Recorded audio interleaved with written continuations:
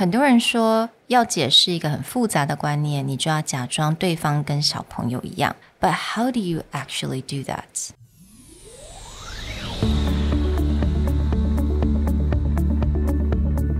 Hello, 欢迎来到 Executive Plus 主管与沟通力的 Podcast. I'm Sherry, an educator, certified coach, and style enthusiast. 我相信专业有效的沟通是语言跟逻辑的完美结合。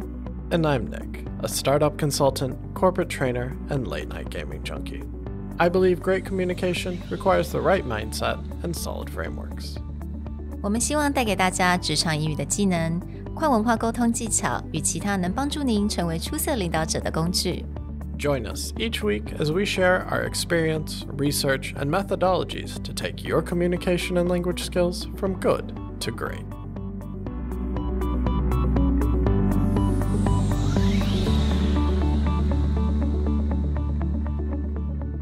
Hey everybody, welcome back to the Executive Plus podcast.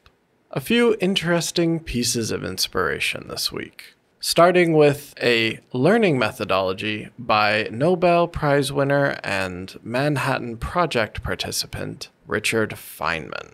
For those of you who don't know who Feynman is, he is a theoretical physicist who worked on the atomic bomb. But more than his work in theoretical physics, he is someone that really pushed the need to explain difficult and concept ideas in a way that everyone can understand. He wrote a few great books, including You Must Be Joking, Mr. Feynman. He also has a series of his lectures up on YouTube, and Caltech gives you the notes for all of them. What makes him really an inspiring figure when it comes to communication is his desire to make difficult concept theorems and ideas into something that even a child could understand. 那不知道大家对于这个费曼的技巧是不是很熟悉？ The Feynman technique 它就在讲说，你要学习一件新的事情呢，你就必须要 pick a topic， 然后你要能够把这个 topic 解释给一个小朋友。那其实我觉得啊，我在很多情况之下，很多人都会对我说 OK, explain to me like I'm a 5-year-old child。 那我常常听到很多人会用这样子方式，也就是希望你把一件很复杂的事情解释得很清楚。但是我发现啊，其实这不是那么的容易。那 Nick 他就找到了，那他之前也有看了一系列的 interview，It's by Wired Magazine。那他这一系列的 interview 呢，非常的特别，他都请了不同领域的专家。那这些专家就要把很复杂的东西用5种不同的方式去解释给5种不同的 audience。那第一种就是小朋友，大概都是10岁以下的小朋友，然后有 teenager,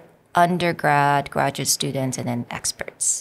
What makes this interview series really interesting is because you can see that they don't, we'll say, dumb down the ideas for the younger audience. It's not like they just give an analogy that is not really related to what they want to talk about for the sake of doing it. And we're talking about people explaining quantum computing, gene editing through CRISPR, the theory behind blockchain.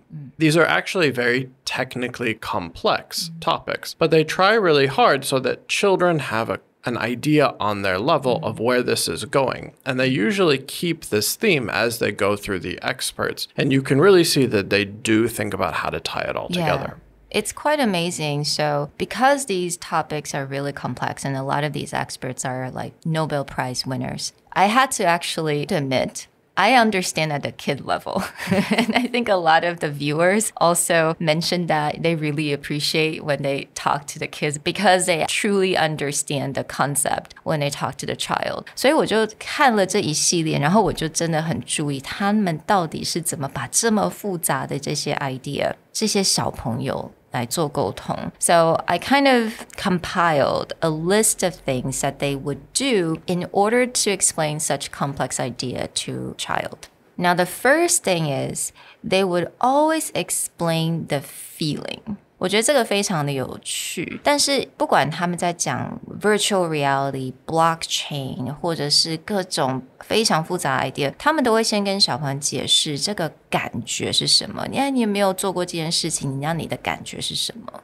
We talk about this a lot when giving a presentation or putting out a piece of communication that understanding how other people feel is really important. And I think that one part of what sets the tone here is if they just launch into something that it may not be that complicated, but if I ask a child to think about quantum computing, their brain will automatically be like, oh, that's so difficult to understand, or wow, that's so fantastical.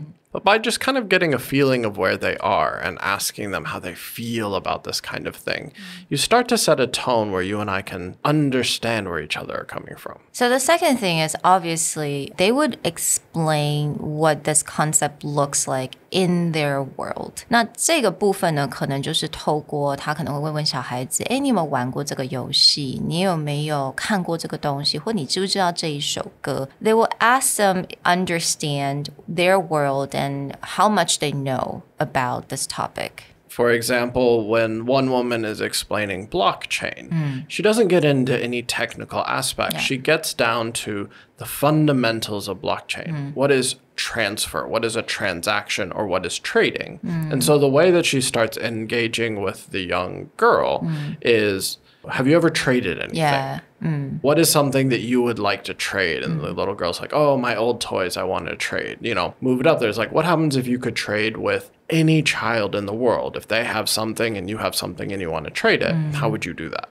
So I really love that. And also, I love it how they actually sit at their level.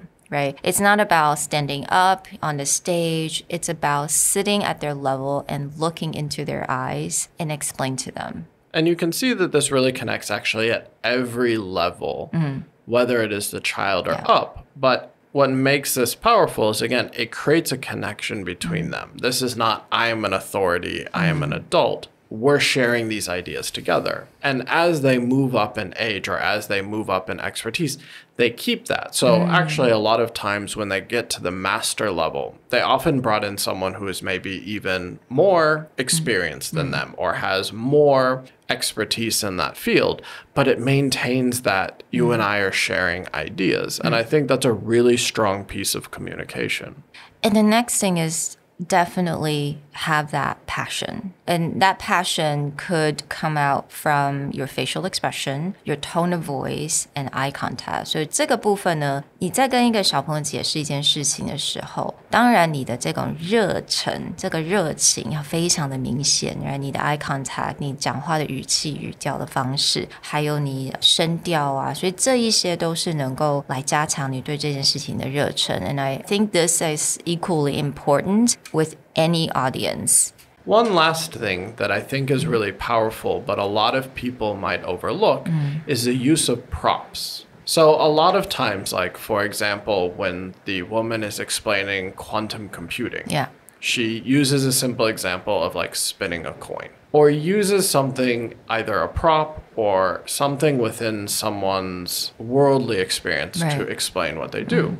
And back to part of the inspiration, the Feynman technique. Feynman gives this great interview with the BBC called The Complete Fun to Imagine with Richard Feynman. And he does this a little bit on the fly.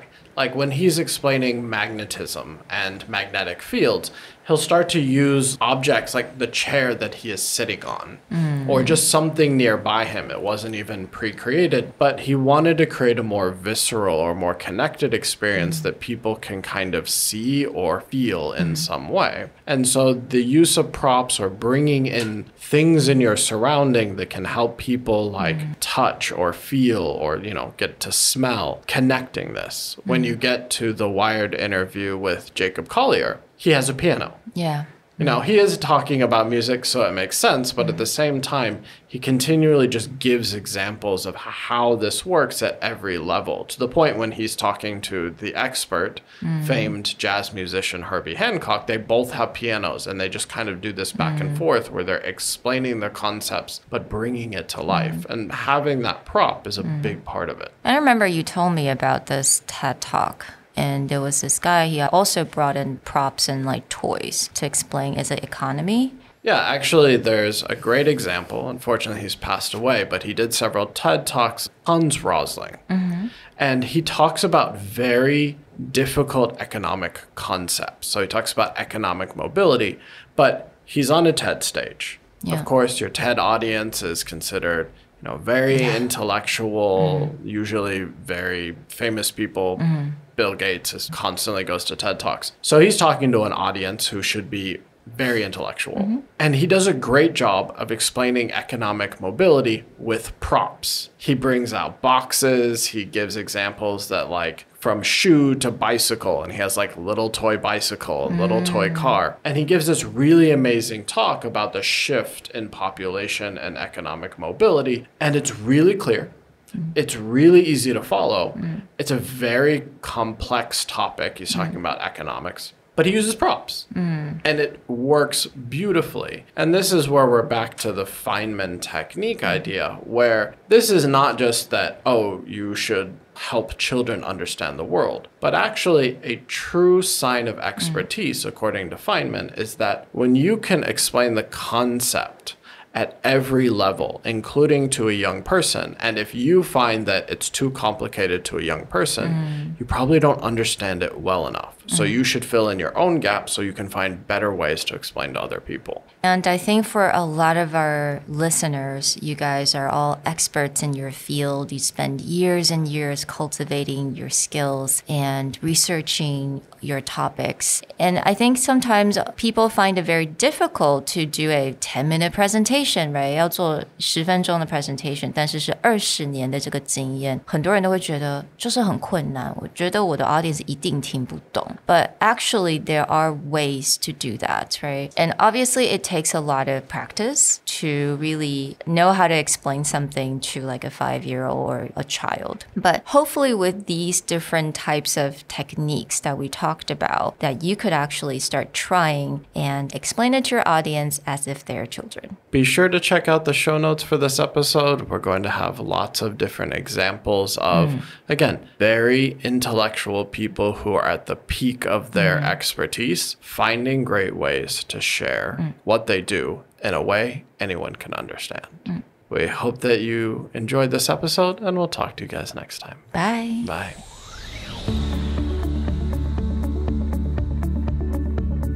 The Executive Plus podcast is a Presentality Group production, produced and hosted by Sherry Fang and Nick Howard.